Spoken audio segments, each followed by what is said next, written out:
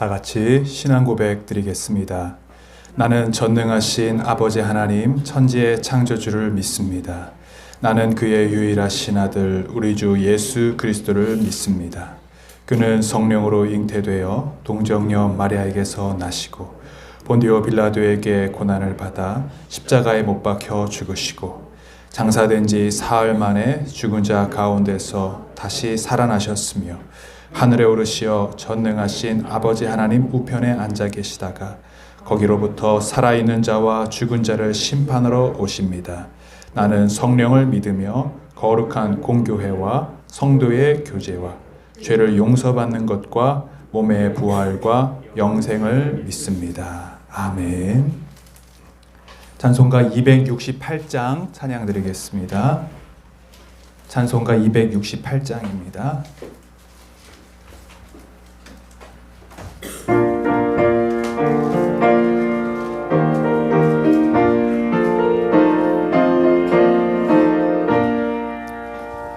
죄에서 자유를 얻게 함은 보혈의 능력 주의 보혈 시험을 이기고 승리하니 참 놀라운 능력이로다. 주의 보혈 능력이 또다. 주의 피 믿음 주의 보혈 그 어린 양의 매우 귀중한 피로다. 육체의 정욕을 이기림은 보혈의 능력 주의 보혈 정결한 마음을 얻게 하니 참 놀라운 능력이로다. 주의 보혈 능력이 또다. 주의 피 믿음 주의 보혈 그 어린 양의 매우 귀중한 피로다. 눈보다 더 희게 밝히는 것 보혈의 능력 주의 보혈 부정한 모든 것 밝히시니 참 놀라운 능력이로다. 아멘. 주의 보혈 능력이 또다. 주의 피 믿음 주의 보혈 그 어린 양의 매우 귀중한 피로다. 구주의 복음을 전할 제목 보혈의 능력 주의 보혈 날마다 나에게 찬송 주니 참 놀라운 능력이로다. 아멘. 주의 보혈 능력이 또다. 주의 피 믿음 주의 보혈 그 어린 양의 매우 귀중한 피로다. 아멘. 함께 읽으실 하나님의 말씀은 로마서 2장 17절에서 29절까지입니다. 로마서 2장 17절에서 29절까지.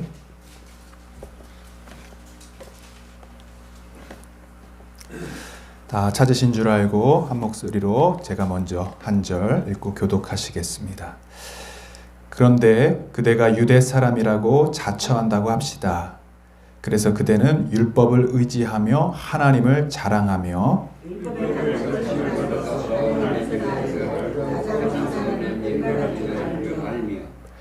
눈먼 사람의 길잡이요 어둠 속에 있는 사람의 빛이라고 생각하며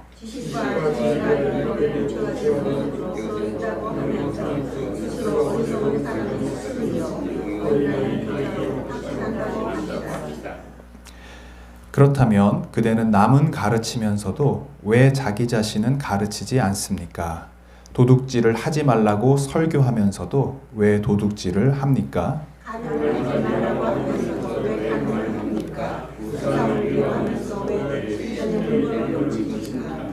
율법을 자랑하면서도 왜 율법을 어겨서 하나님을 욕되게 합니까?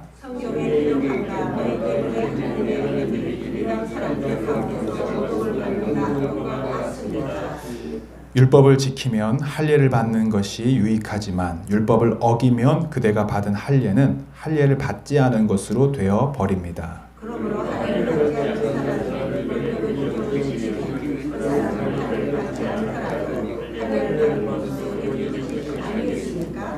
그리고 본래 할례를 받지 않았더라도 율법을 온전히 지키는 사람이 율법의 조문을 가지고 있고 할례를 받았으면서도 율법을 범하는 사람인 그대를 정죄해야 할 것입니다.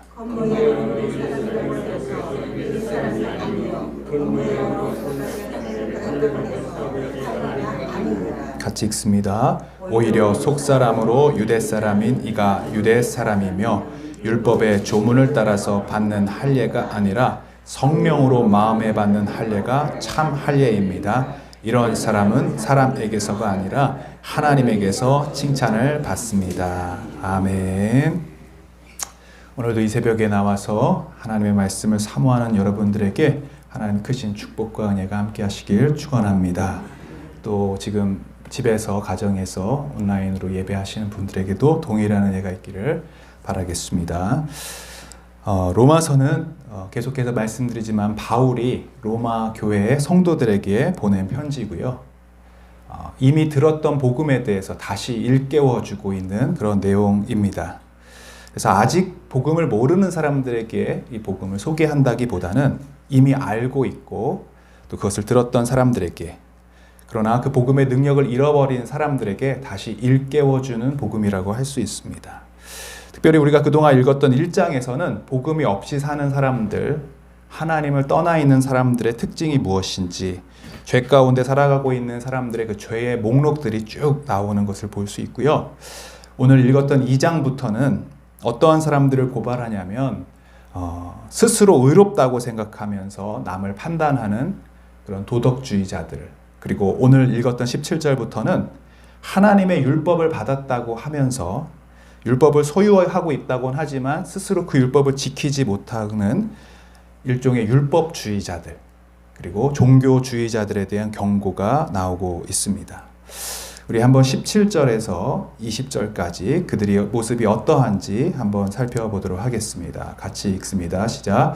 그런데 그대가 유대 사람이라고 자처한다고 합시다.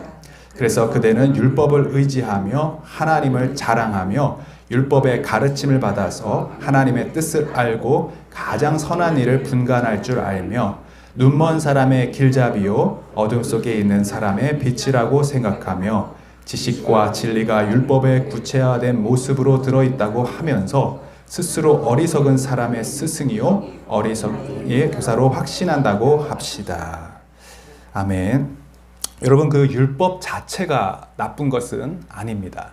이게 우리가 오해하지 말아야 될 것이 율법은 나쁜 것이구나, 율법을 폐기돼야 된다, 이렇게 하시면 안 됩니다. 우리가 구분해야 될 것은 율법과 율법주의입니다.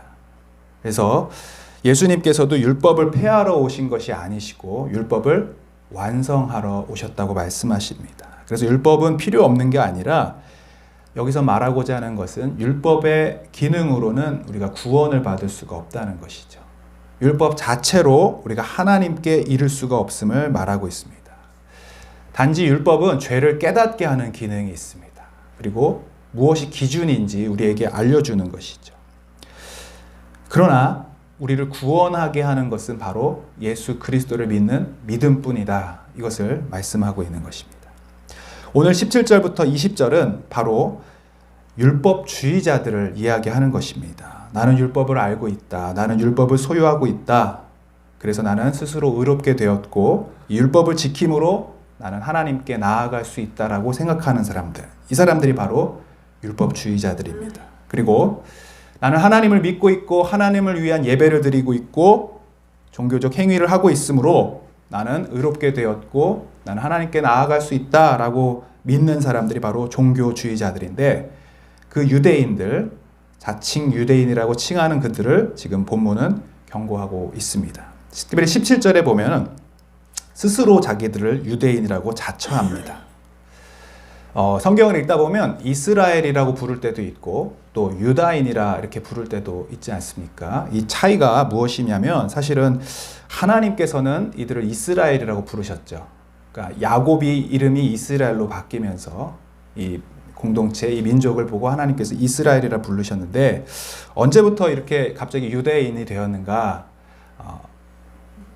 이 이스라엘이 둘로 나눠지는 때가 있죠. 북이스라엘과 남유다로. 그래서 북이스라엘이 이제 아시리아라는 나라의 포로로 끌려가게 됩니다. 그리고 유다 공동체만 이제 남아서 나중에 이 아시리아에게 혼혈이 되어서 끌려가서 그래서 그들을 사마리아 사람들이라 불리면서 이렇게 혈통이 섞였다고 그래서 온전한 혈통적 민족이 아니다 하면서 이제 정죄하고 비판하기 시작합니다. 이 남유다 사람들이. 그러면서 이제 그 이스라엘과 구분시켜서 자기들을 자칭 유다인이다. 그러니까 우리가 이제 진짜 혈통이다.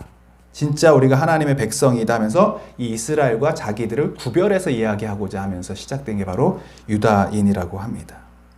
다시 말하면 자기의 혈통적인 거룩함을 자랑하기 위해서 구별하기 위해서 깨끗하다고 자만하다고 나는 아브라함의 직계 자손이고 특별히 다윗 왕의 직속 자손인 유다 족속이다라는 것을 구별하기 위해서 이 스스로를 유다인이라고 자처하고 있는 것입니다.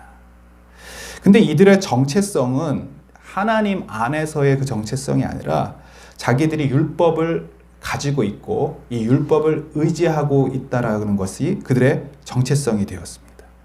17절 말씀에 보면은 그래서 그대는 율법을 의지하며 하나님을 자랑한다라고 이야기하고 있습니다. 사실은 하나님을 의지하고 또 율법을 자랑해야죠. 근데 이게 바뀌었습니다. 율법을 의지하고 하나님을 자랑하는 자가 되었습니다. 하나님을 자랑한다는 것이 나쁜 것은 아닙니다만 여기서는 하나님을 높이고 하나님을 이렇게 드러낸다라는 뜻의 자랑이 아니라 내가 하나님의 선민이다. 내가 하나님께 선택받은 자들이다. 라고 하면서 스스로를 자랑하고 있다는 그런 뜻입니다. 그러다 보니까 18절, 19절 보면은 자신들은 율법의 가르침을 받아서 하나님의 뜻을 잘 알고 있다고 생각하고 있었습니다. 그리고 자기들이 하나님의 가장 선한 뜻을 잘 분별하고 있다라고 생각했죠. 그래서 19절에 보면 자기들은 눈먼 사람들을 인도하는 길잡이가 되었고 어둠 속에 있는 사람들을 빛으로 지금 인도하고 있다라고 착각하고 있었던 것입니다. 20절에도 그런 비슷한 내용이 나오죠. 확신하고 있었다고. 나는 어리석은 사람의 스승이고 우리 민족들은 어린아이의 교사다라고 스스로 확신하고 있었다고 하는 것입니다. 그런데 문제는 무엇입니까? 이 율법주의자들의 문제는 율법 자체로 그들이 거룩해지고 율법 자체로 의로워질 수 없음을 모르고 있었다는 것이죠. 그래서 그들이 의지하고 있는 율법을 붙잡고 있는 것처럼 보였지만 율법 자체에는 하나님의 말씀에 순종하고 의롭게 될 수 있는 그 능력이 없었기 때문에 겉으로는 율법을 지키는 것처럼 보였지만 자세히 그들의 삶을 들여다보면 사실은 율법과는 상관없는 삶을 살고 있게 되었다는 것입니다. 율법주의자들, 도덕주의자들의 한계가 바로 여기에 있는 것입니다. 스스로는 율법의 가치를 굉장히 높은 곳에 두고 있는 것처럼 보이지만 이 율법 안에는 선하게 살 수 있는, 의롭게 할 수 있는 그 능력이 없기 때문에 율법을 붙잡아서는 자신이 의롭게 되는 것이 아닙니다. 그래서 사람들의 보여지는 순간들, 사람들 앞에 드러나는 순간에는 이 율법을 붙잡고 있는 것처럼 보여지지만 실제로는 그 삶을 지켜낼 수 있는, 율법을 지킬 수 있는 능력이 그들에게 없다는 것입니다. 그러다 보니까 어떻게 됩니까? 외식하게 되는 겁니다. 누가 보고 있을 때는 그렇게 지키는 것처럼 보이지만 아무도 보지 않는 그 자리에서는 죄 가운데 살아갈 수밖에 없는 게 그들의 한계인 것이죠.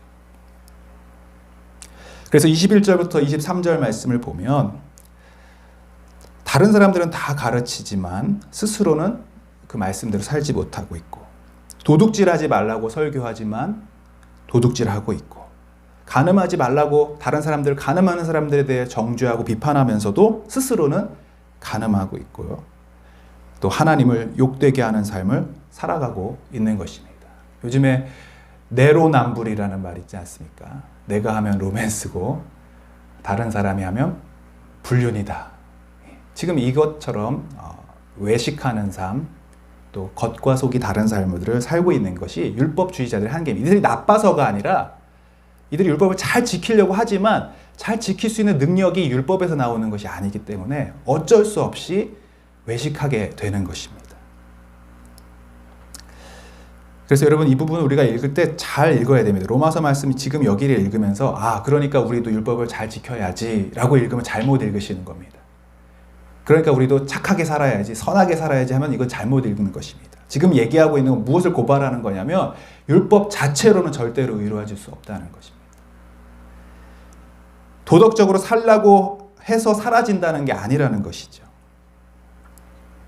여기서 말하려고 하는 것은 내 경건, 내 노력, 내 종교적 행위와 열심으로는 하나님 앞에 온전해질 수가 없고 우리는 겉과 속이 다른 죄인일 뿐이며 우리를 죄에서 이 절망에서 이 외식에서 구원해 주실 분은 오직 예수 그리스도뿐이 없습니다. 라는 것을 지금 말씀하고 있는 것입니다.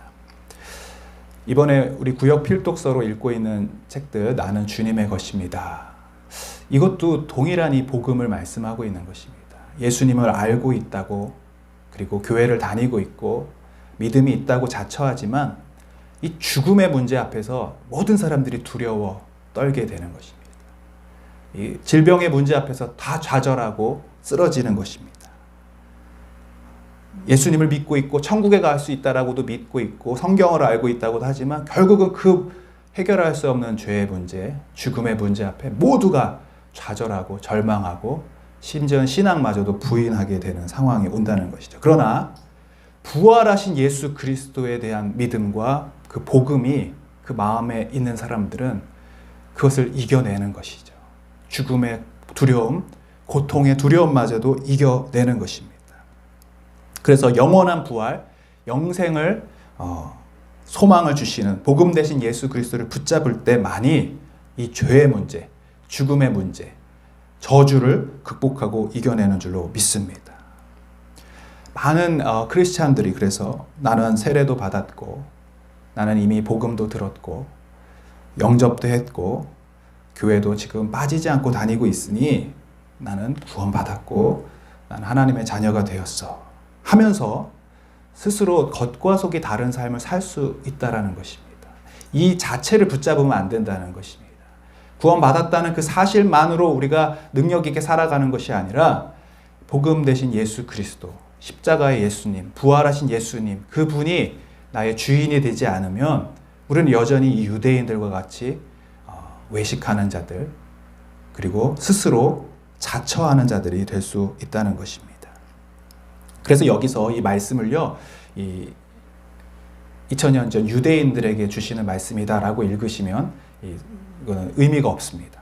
오늘 이 말씀을 읽을 때 유대인들이라고 하는 부분을 그리스도인이라고 바꿔 읽고요.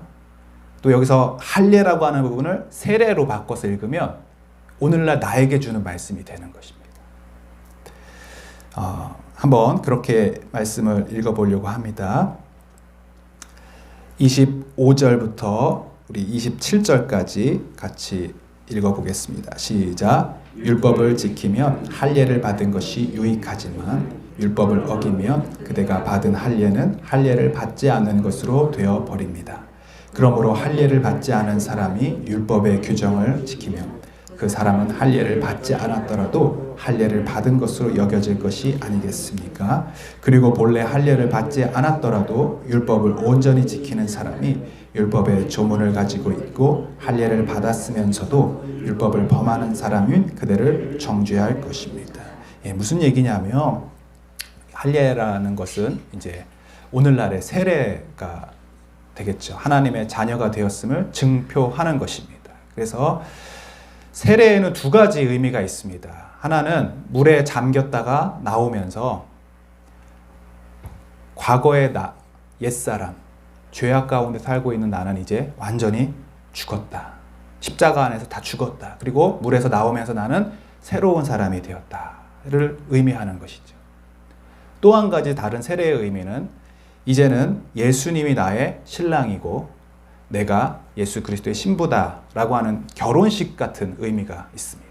이제는 예수님이 나의 주인이십니다. 내가 이제 예수님만 붙잡고 살겠습니다. 모든 사람 앞에서 공포하고 그렇게 살기로 결단하는 시간을 세례라고 하죠.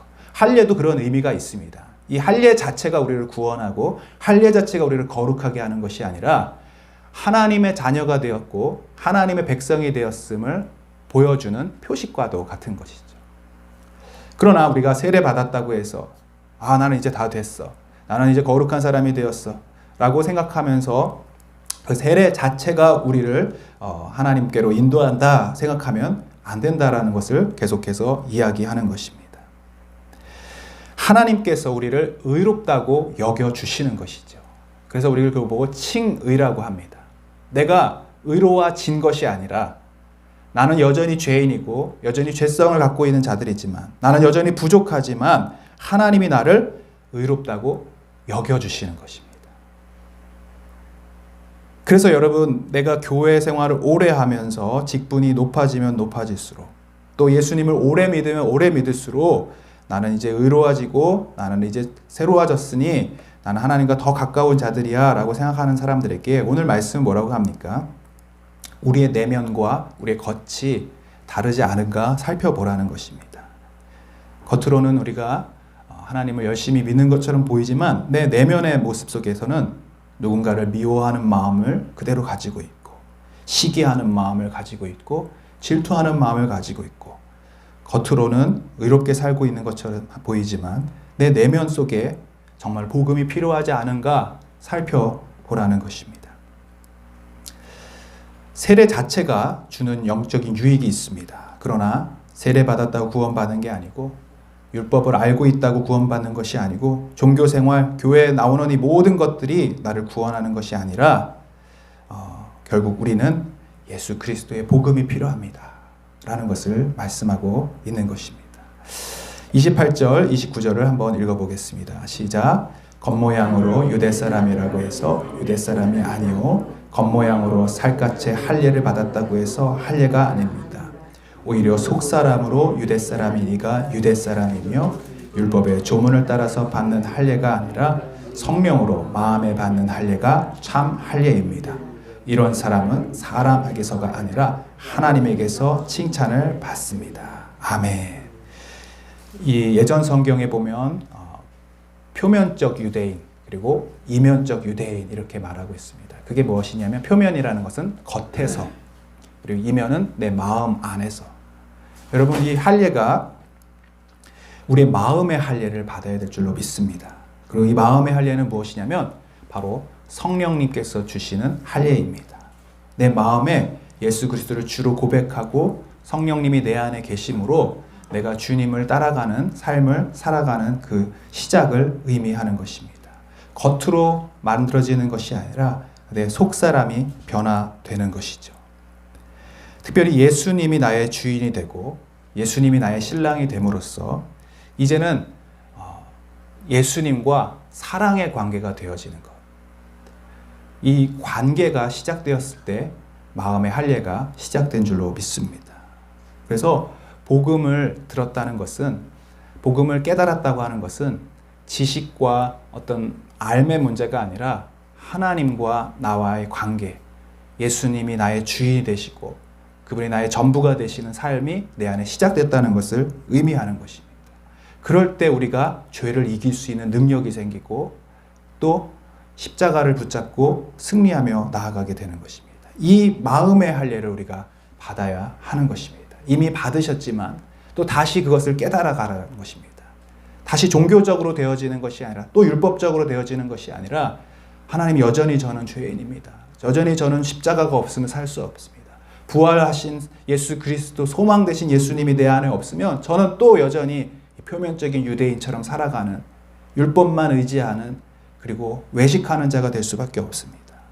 내 마음에 성령으로 마음의 할례를 허락해 주시옵소서 라고 우리가 고백하여야 할 줄로 믿습니다. 오늘 이 새벽에 나와서 우리가 기도할 때에 주님 나의 힘으로는 하나님의 말씀을 지킬 수도 없고 의롭게 살 수 없는 연약한 자입니다. 내세울 것이 아무것도 없고 내가 그동안 신앙이라고 자랑했던 모든 것들이 껍데기일 뿐임을 고백합니다. 이 시간 주의 복음으로 나를 충만하게 하시고 성령으로 충만하게 하여 주시고 나의 마음의 할례를 내 안에 허락해 주시옵소서. 우리 이런 기도를 가지고 하나님 앞에 나아가야 할 줄로 믿습니다. 함께 기도드리겠습니다. 하나님 아버지, 오늘 로마서 말씀을 통하여서 스스로 유대인이라 자처하며 스스로 하나님의 뜻을 안다라고, 그리고 많은 사람들을 인도하는 자라고 고백하지만 정작 자신에게는 말씀을 지킬 수 있는 능력이 없고 죄를 이길 수 있는 능력이 없고 죽음의 권세를 이길 수 있는 능력이 없어서 늘 두려워하고 외식하고 남을 판단하는 사람들에 대한 경고의 말씀을 들었습니다. 주님, 이 말씀을 들을 때에 우리 안에 하나님이 주시는 회개의 영을 허락하여 주시고 우리 또한 그러한 삶을 살지 아니하도록 영생이신 예수 그리스도, 복음 되신 예수 그리스도, 또 부활하셔서 지금 우리와 함께 하시는 그 분이 나의 주인이시며 나의 신랑이심을 고백하는 우리 모두가 되게 하여 주시옵소서.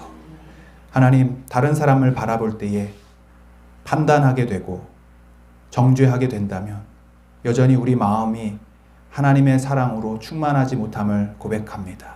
내가 죄인 되어서 예수 그리스도의 큰 은혜를 받은 자임을 우리가 잊을 때가 많음을 고백합니다. 이 시간 우리 마음에 할례를 허락하여 주셔서 우리의 마음을 찢고 애통하고 우리의 죄에 대하여, 연약함에 대하여 우리가 먼저 회개하며 다른 사람을 바라볼 때 동일한 긍휼함으로, 사랑으로, 인자함으로 하나님의 눈으로 바라볼 수 있는 우리 모두가 되게 하여 주시옵소서. 코로나 상황을 겪고 있는데 주님, 이 모든 상황들이 빨리 종식될 수 있도록 도와주시옵시고 하나님의 뜻이 무엇인지 우리가 분별할 수 있도록 도와주시며 하나님 보실 때에 합당하지 못한 삶을 우리가 회개하며 또 정말로 이 믿음을 하나님이 시험하시는 이때에 우리가 깨어 기도하는 저희들 될 수 있도록 인도하여 주시옵소서. 선교를 감당하신 우리 선교사님들, 아무것도 할 수 없는 상황 속에 낙담하고 절망스럽겠지만 이럴수록 더 하나님을 의지하게 하시고 하나님의 얼굴을 구할 수 있는 주님, 우리 모든 주의 종들 될 수 있도록 축복하여 주시옵소서. 우리 모든 또 구역 식구들 이 여름철에 우리 믿음들을 더 하나님께로 초점을 맞추며 또 하나 될 수 있는, 그래서 다시 우리 믿음들이 회복될 수 있는 그런 시간들을 허락하여 주시옵시고 하나님, 서로를 위하여 몸은 떨어져 있으나 마음으로 중보하며 기도할 수 있는 저희들 되게 하여 주옵소서. 여러 가지 질병으로 인하여 고통받는 자녀들이 많습니다. 주님, 일일이 거론할 수 없지만 주님께서 이 시간 그들을 찾아가 주셔서 치료의 광선을 허락하여 주시옵시고 여호와 라파, 고치시는 하나님, 회복시키시는 하나님 의지하며 믿음으로 승리할 수 있도록 인도하여 주시옵소서. 오늘도 여러 가지의 기도 제목들을 가지고 나왔습니다. 우리 자녀들을 위한 기도, 또 가족들을 위한 기도, 또 교회와 또 주의 종들과 또 나라와 민족을 위한 이 모든 기도들 가운데 응답하여 주옵시고 기도하는 가운데 성령으로 충만해질 수 있도록 우리의 마음이 다시 회복될 수 있도록 인도하여 주시옵소서. 감사하며 예수 그리스도의 이름으로 기도하옵나이다. 아멘. 하늘에 계신 우리 아버지, 아버지의 이름을 거룩하게 하시며 아버지의 나라가 오게 하시며 아버지의 뜻이 하늘에서와 같이 땅에서도 이루어지게 하소서. 오늘 우리에게 일용할 양식을 주시고 우리가 우리에게 잘못한 사람을 용서하여 준 것 같이 우리 죄를 용서하여 주시고 우리를 시험에 빠지지 않게 하시고 악에서 구하소서. 나라와 권능과 영광이 영원히 아버지의 것입니다. 아멘. 계속해서 기도하시겠습니다.